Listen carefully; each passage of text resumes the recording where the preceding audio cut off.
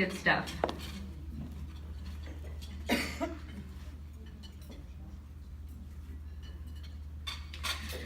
There is so much I would like to say about our guest speaker tonight, but I'm afraid that anything I could say would only detract from the story that she wishes to share. So as with all of us, God began Ashley's story long ago, even before, as Brad said, she was knit together in her mother's womb. But the chapter that brought her here tonight began with a dream that began to come to fruition on a summer night's walk. Through the providence of God and in his own good time, and from the prompting of the Holy Spirit, through the hearts of his servants, Ashley is ready to tell her story. So please welcome Ashley Mincer.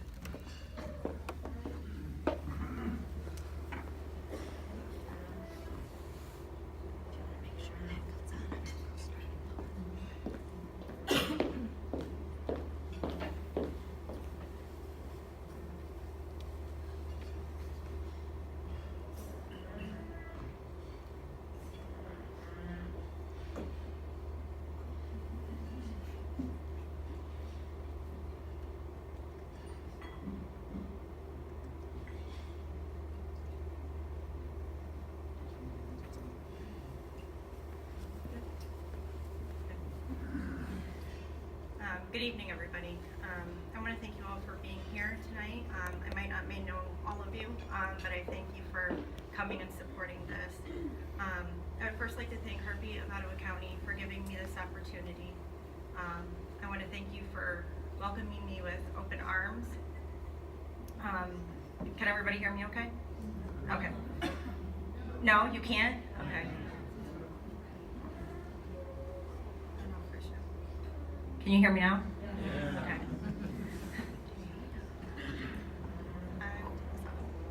Okay. Okay, let's start over. Again, I want to thank everybody for being here.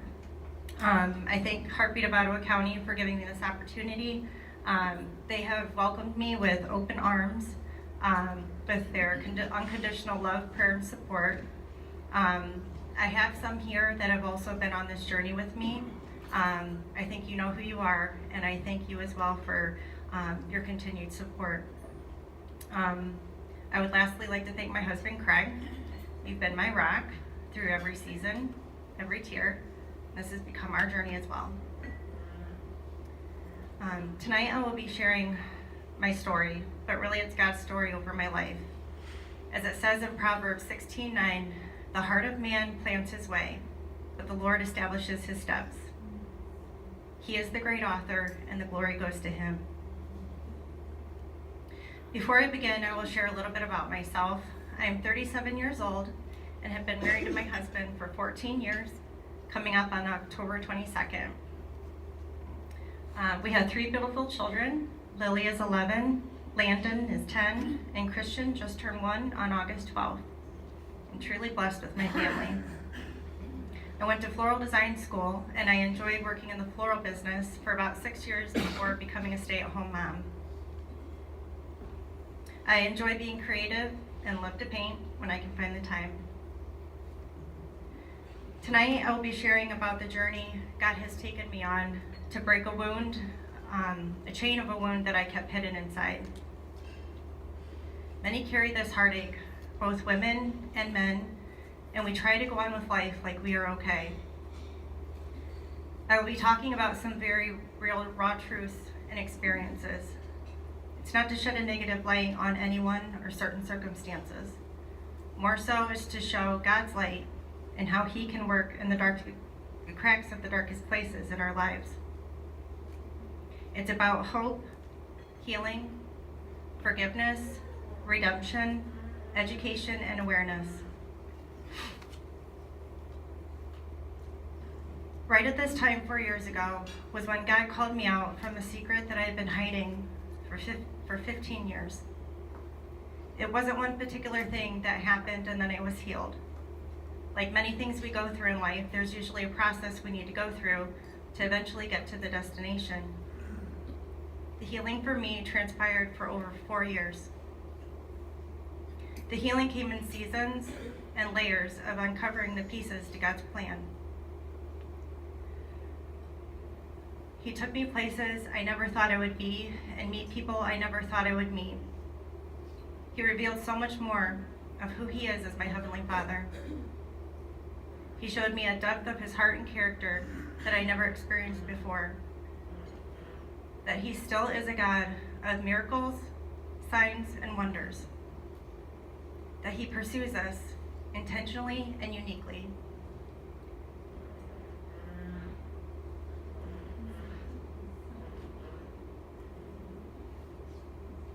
This is my abortion story and my journey to healing.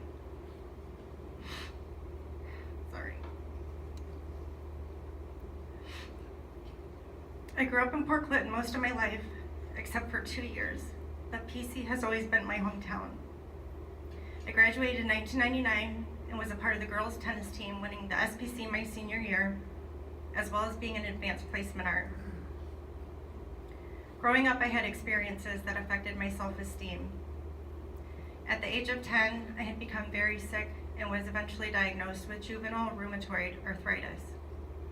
Life as a kid wasn't the same as my peers. I missed many days of school because I had experienced fevers with multiple swollen and stiff joints. Weeks consisted of doctor's appointments, regular blood tests, and x-rays, as well as therapies that involved tremendous pain. I needed accommodations in school that always left me feeling different. The chronic pain I endured left me feeling exhausted physically, emotionally, and mentally, and I do think I developed a bit of depression during this time. When I was in junior high, I was bullied, which was another blow to my self-esteem. It wouldn't stop and I couldn't get away from it. It was to the point that I didn't want to go to school anymore. At the age of 13, I had my stomach pumped trying to overdose. This was the first onset of clinical depression for me. When I got to high school, I did manage to be in a better place, but with the experiences that I had went through, they left me having low self-worth. I really struggled in school not knowing I had dyslexia. I realized this because my daughter struggles as well and was diagnosed, and I see my past struggles in her to a T. My junior year, I met someone and we were in a serious relationship. I think I clung to this relationship because it helped me feel good about myself. I had someone that loved me and wanted to be with me despite my past. He was there for me and it helped me forget about the crowd that bullied me, that I still had to face every day at school.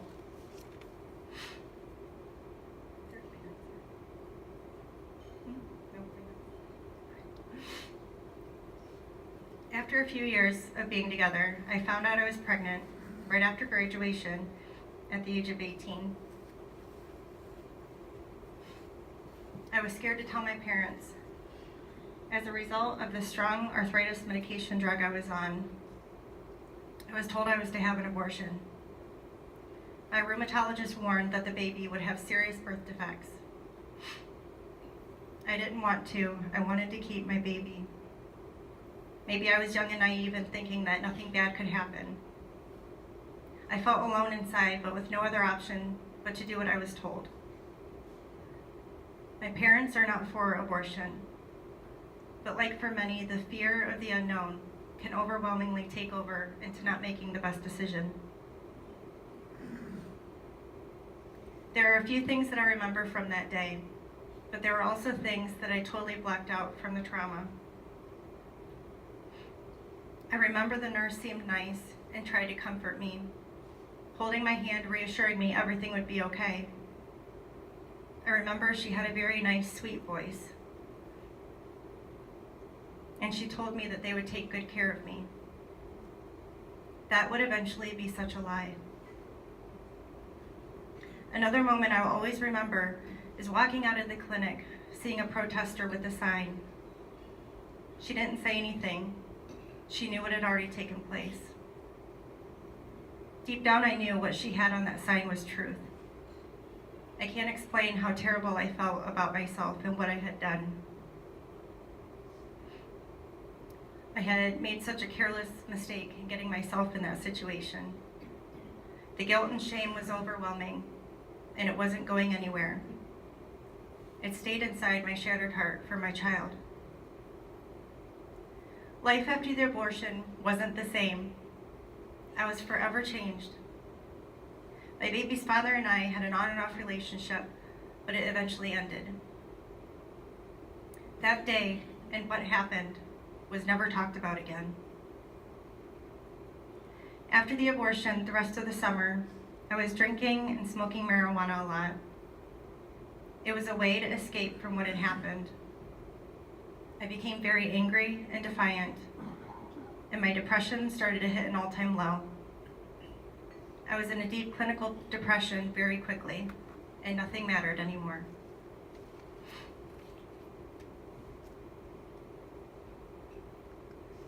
About 2 months after the abortion, on August 23rd, 1999, I purposely ran my car into a tree to end my life.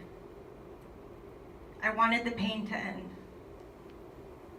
But little did I know that God had a greater plan, and He wasn't going to succeed in let me giving up. I should have died that day, and I actually did, but was revived. I had crushed my right ankle and right elbow.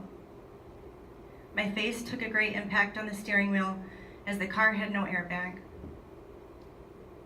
It took the paramedics an hour to get me out with the jaws of life, as my legs were stuck under the dashboard and my ankle was pinned under the pedal. Both lungs had collapsed, and even the car started to catch on fire. The odds were against me, but God was there that day, and He performed a miracle. I knew the gravity of my accident and that I survived was a miracle. While sitting in my hospital bed after I woke, I knew suicide would never be an option again.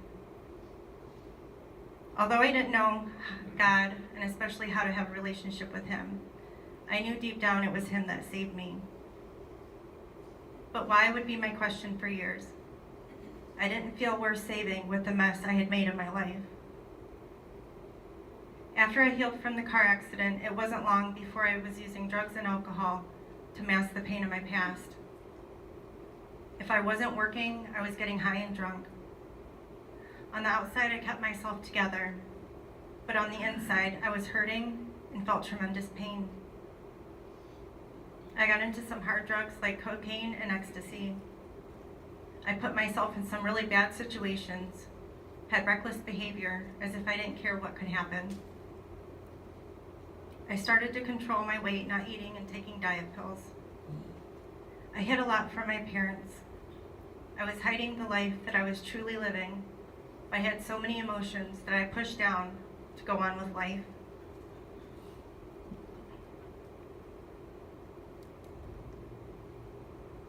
January 25th, 2000 was the day I received some devastating news. The date was actually about the time that my baby would have been born.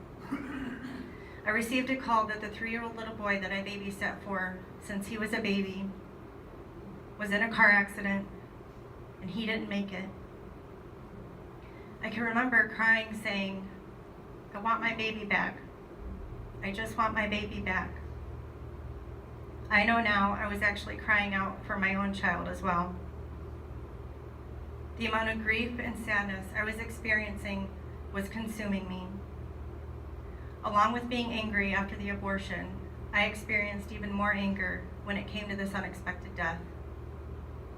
I struggled because God saved me from my car accident that I purposefully did, but this sweet little boy was not saved to live the long life that was ahead of him.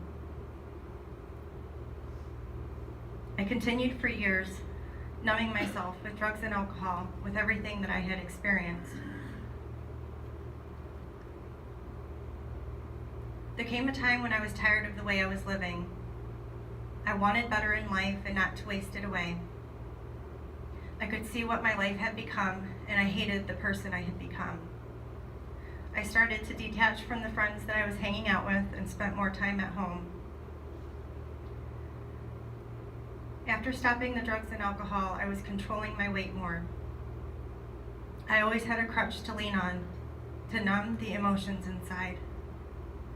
My eating disorder had really taken over my life.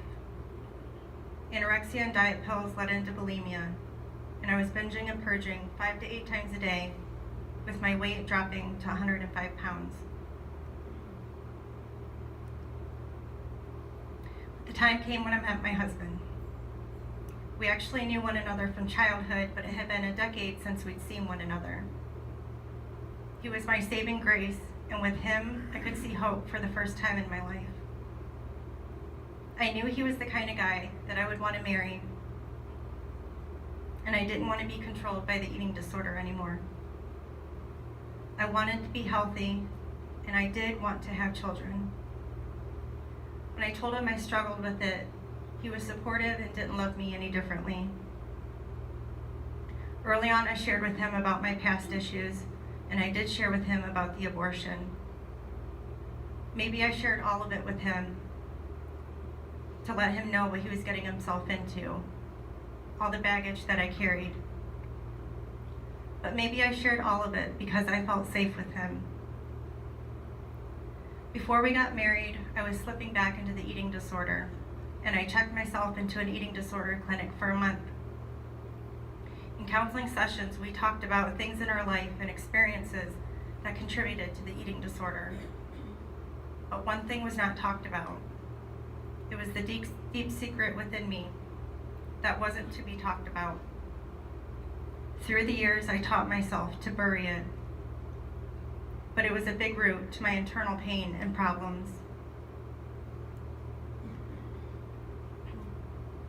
Craig and I got married on October 22nd, 2005. We were blessed with Lily in 2007 and Landon in 2008. Life was busy with our ages so close together.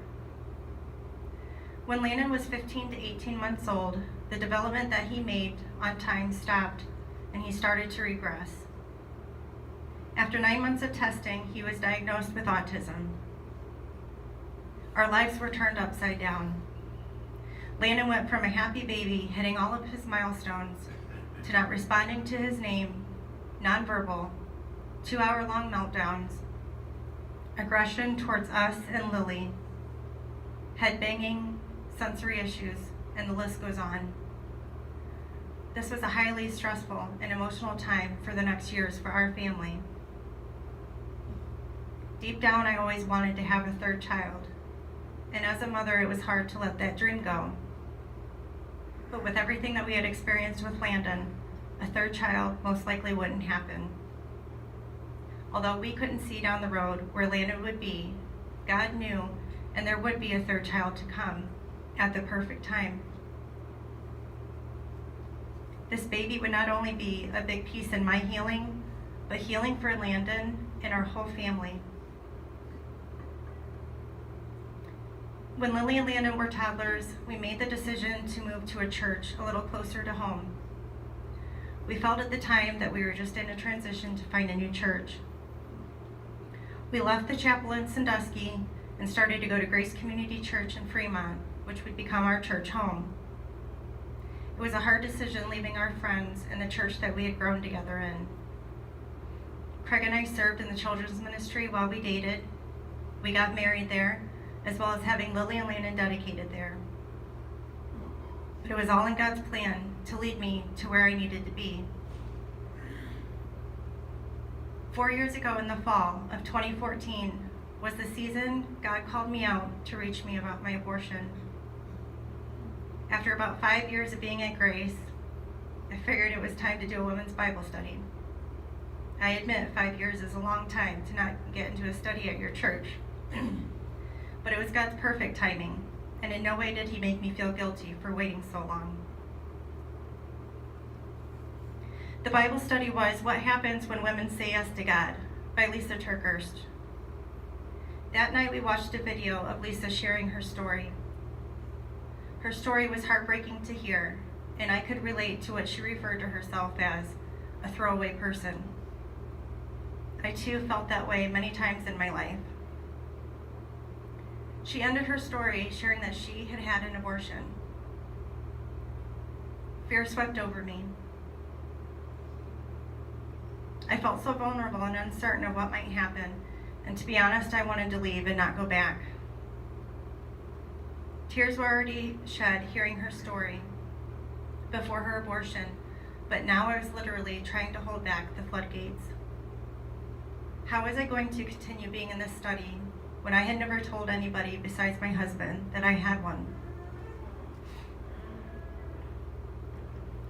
That evening it was said how we all have a story, a history, that God's goal isn't to make us comfortable. His goal is to make us able to take the comfort that we have received and give it to others. That night, we were to go around our small tables and share our stories. In that moment, I thought, I can share some things, but I can't share everything. I had been silent for 15 years. How could I possibly talk about this now? In the end, that evening was the first time I let the hidden secret out. After this study, God continued to lead me to certain places and people. I jumped into another study after the first one. On the first night, there was a guest speaker from a pregnancy center, Heartbeat Hope Medical of Fremont. I was thinking almost in disbelief, are you serious? God, what are you doing? Wasn't the last study enough for me? Little did I know of his plan that was ahead of me. The services that Heartbeat offered were discussed, even post-abortion healing classes. I had never heard of such a thing and that it was even offered to women. I was trying my best to hold the emotions and tears welling up inside. I knew I needed to talk with the director, Tony, after class, but I was scared because I knew if I did, people would see me and I probably wouldn't be able to keep it together. They would know what I had done. Even though I was surrounded by Christian women, the shame of this sin was still there. Despite my fear, I talked with Tony and shared that I had had an abortion. She hugged me and told me I was forgiven. She wrote my name and number down to contact me about the next post-abortive healing classes that would take place. These 2 Bible studies were simply the beginning for many tears to be released that I had kept hidden inside for so many years. The next place God led me was a women's conference at our church. The speakers and their message had me in overwhelming tears once again. I knew without a doubt God was calling me out to talk to him. Even after becoming a Christian and knowing that God sent his son Jesus to die on the cross for my sins, especially my abortion, I could never confess and talk to him about it. I knew he was saying, it's time to talk about this, and I'm here. That Monday after the conference, I snuck away to my son Landon's room to be with God. At the time, we lived in Oak Harbor, and it was the first year I was homeschooling Lily and Landon. While the kids were busy playing, I got on my knees, kneeling on my son's bed, and I poured myself out to God.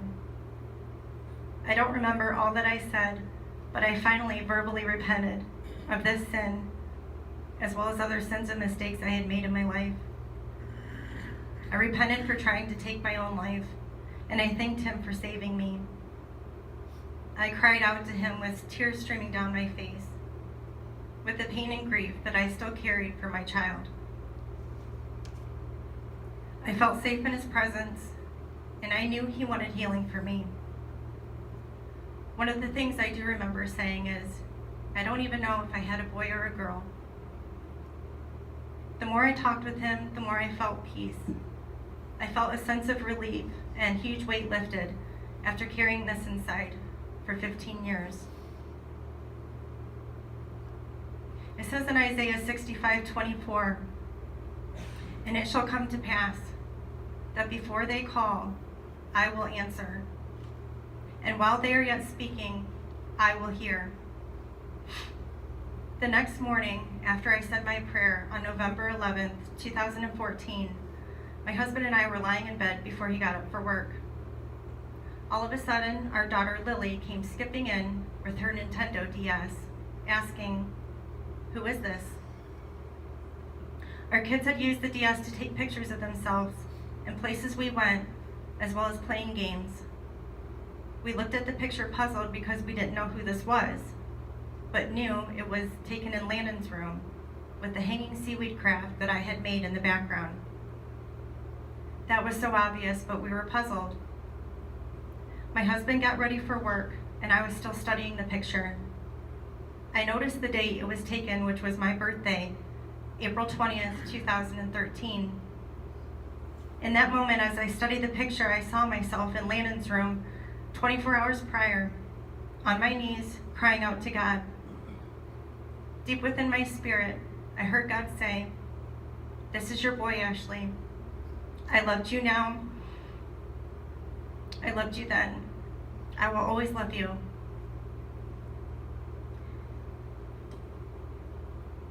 Heaven touched earth that day, and I was so overwhelmed with this miracle that he gave me. With the picture taken on my birthday, I knew he was reminding me that I am reborn through his son, Jesus Christ. It was his way speaking to me. My son was 13 years old in the picture, and I named him Miracle that day. There is more about the picture, but God would later reveal in another season when I was ready.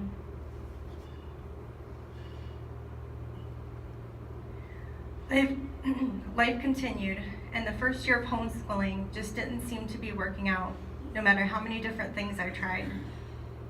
Long story short, Landon led to an autism school in Sandusky. He finished the last half of the year there, as well as doing a summer camp. He was doing very well, and we knew that this was a place that he needed to be. But he didn't get transportation. So we decided to move closer and really try and get that for him. We thought of Bellevue because they already did transport to the school. We even looked at houses there, but it didn't feel like home for us. We decided to move to PC. We were looking at houses while we had our house for sale, but the process wasn't working out as fast as we wanted. We had a couple in the process of buying pretty quickly, but with a loophole and length of time at a new employment with the buyer, the process was put on hold. That was the only thing stopping the sale. It was frustrating, but we trusted that this was God, where God was leading us. So we decided to rent out the house to the couple until the process was complete. With not selling our house, we were obviously not in a place to buy. My dad had been renting out my childhood home that I lived in since I was 13. He did mention if we needed that we could stay there, but he would need to let his tenant know so she could find a place and move out.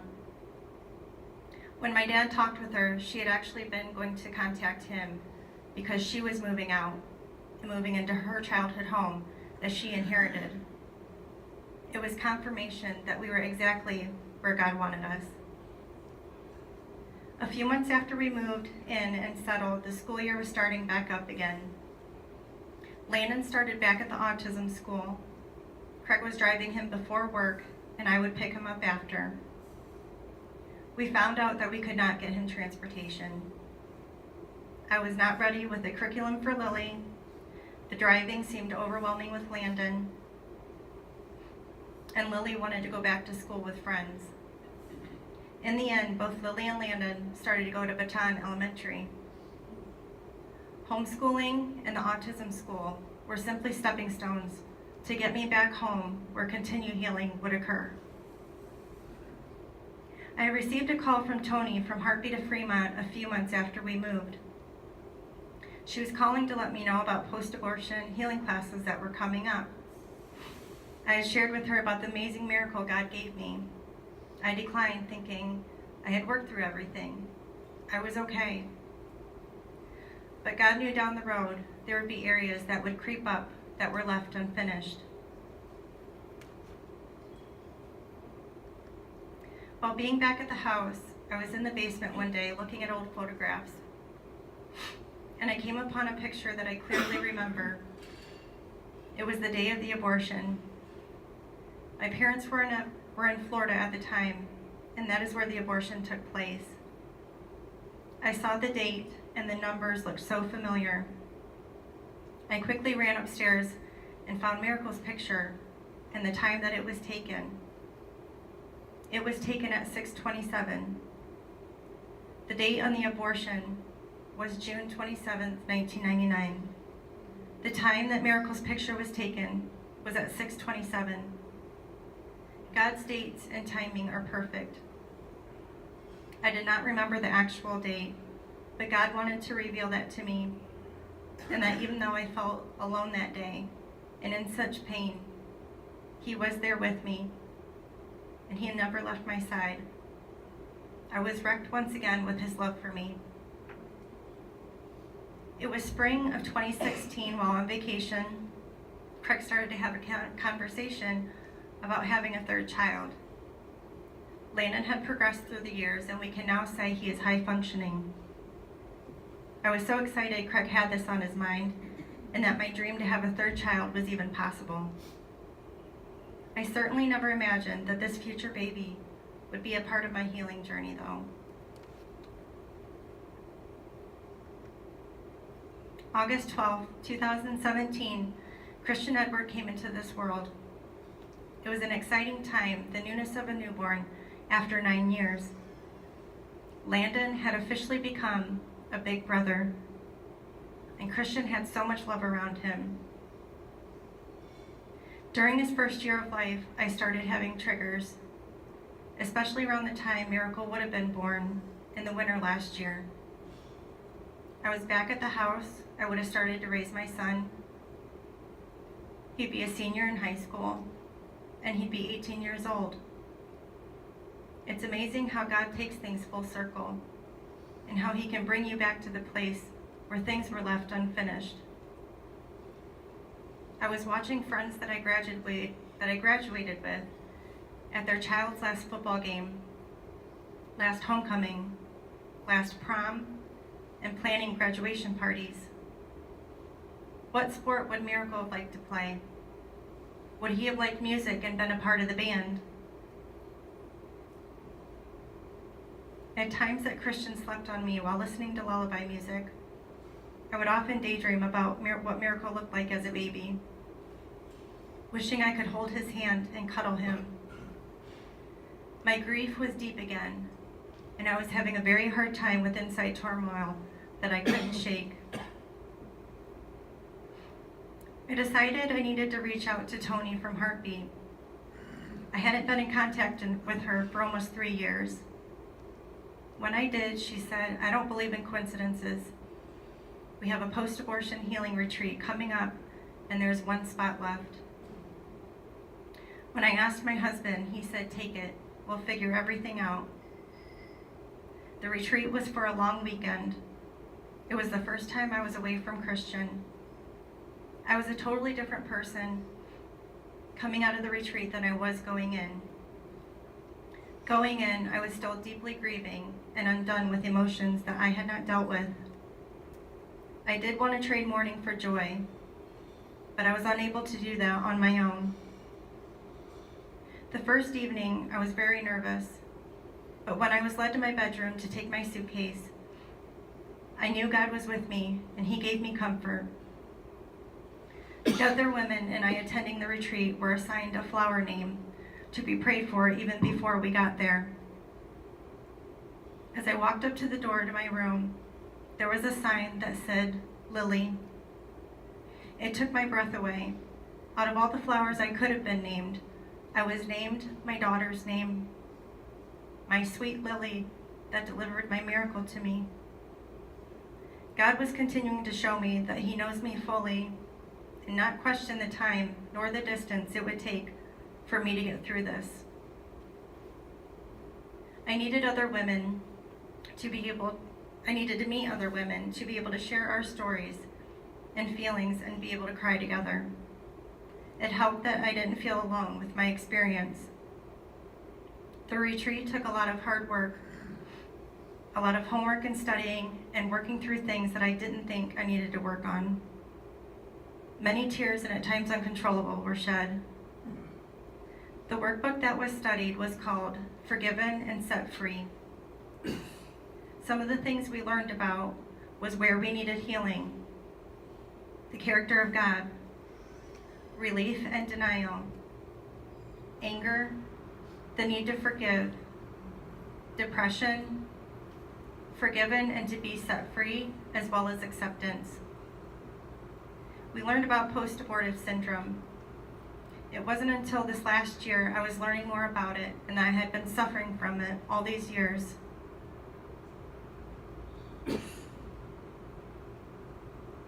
A woman may say that she knows God forgives her, but the hard part is forgiving oneself. When a woman says that she can't forgive herself, she still demonstrates that she still feels guilty. Symptoms of post-abortive distress may not necessarily appear together, nor will any particular woman experience all of them. When I was at the retreat, and you see the list that you see here, there were many that I had checked that I experienced through the years.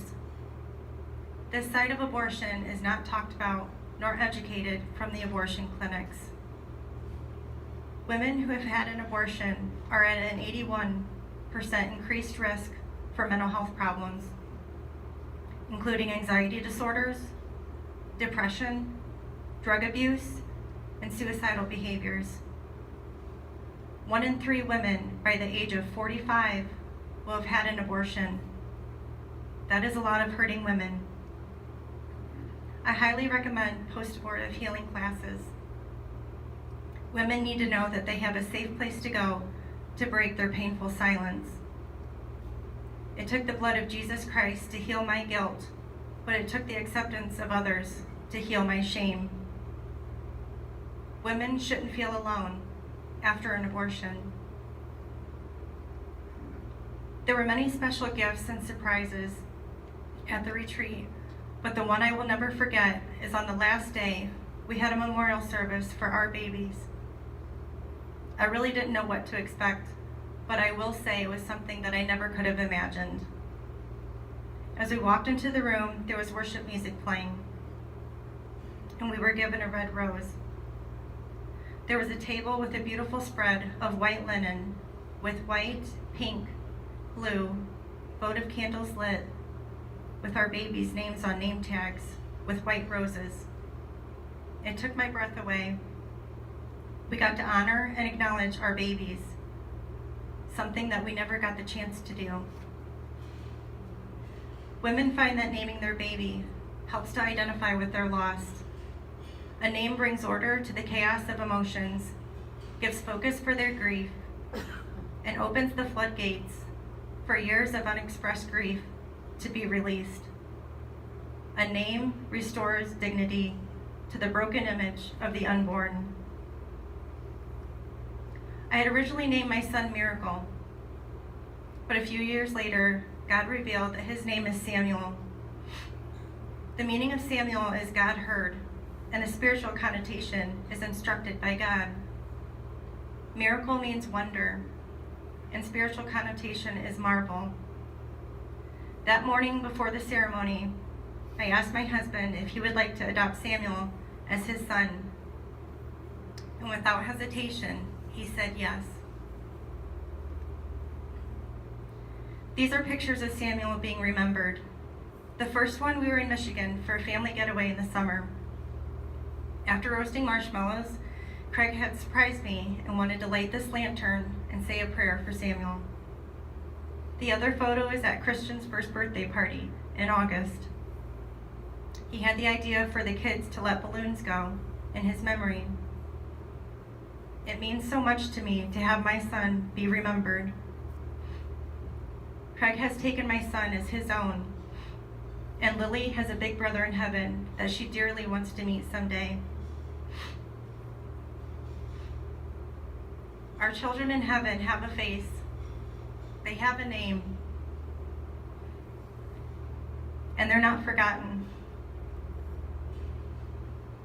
We were to pick a date that our babies would have been born for their birth certificate.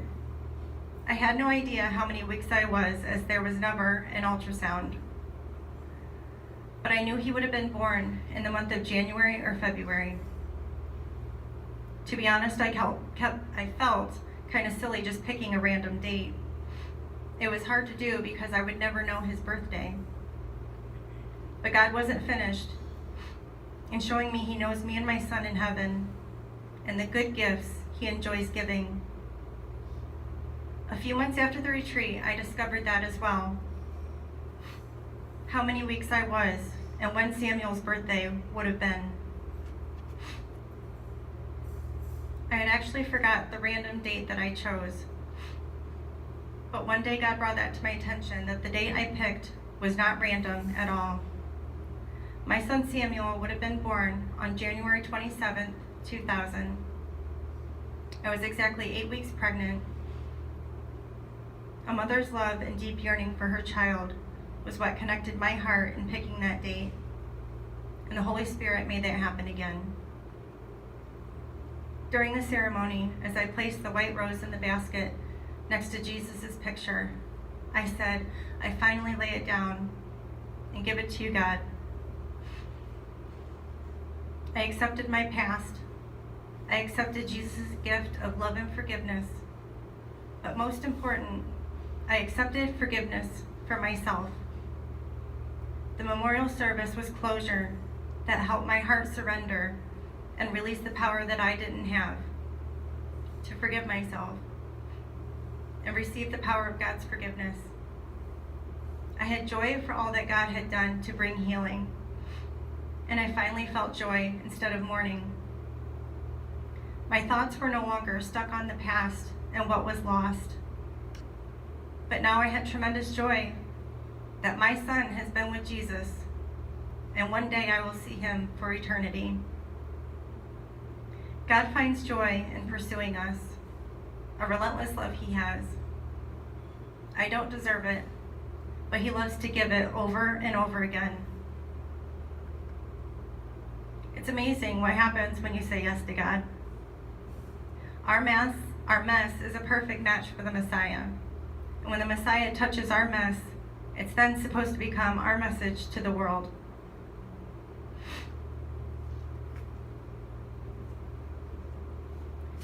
Through this journey, my heart has been for the unborn and the post-abortive.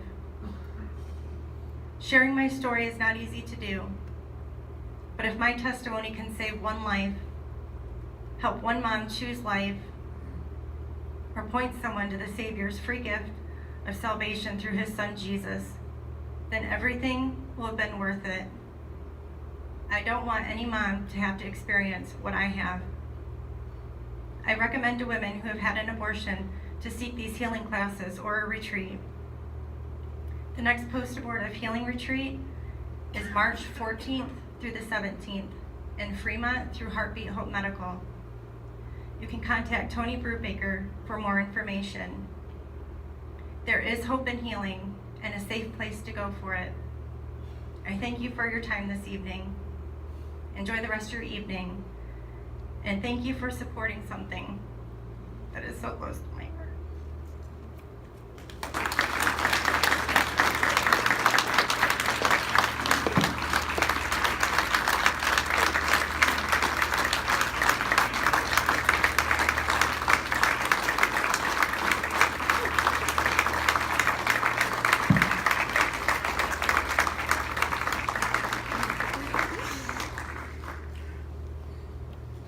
I want you to know how much you guys, by being here tonight, are a part of Ashley's story. This is the first time she's ever told it.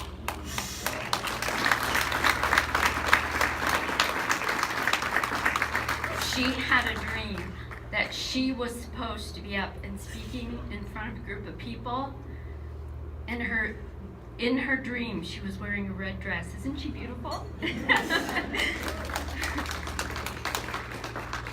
So thank you all for being here tonight. Fill out your information. You know, if you like what we do, Heartbeat Hope Medical had a big part in this. Our centers do somewhat of the same thing.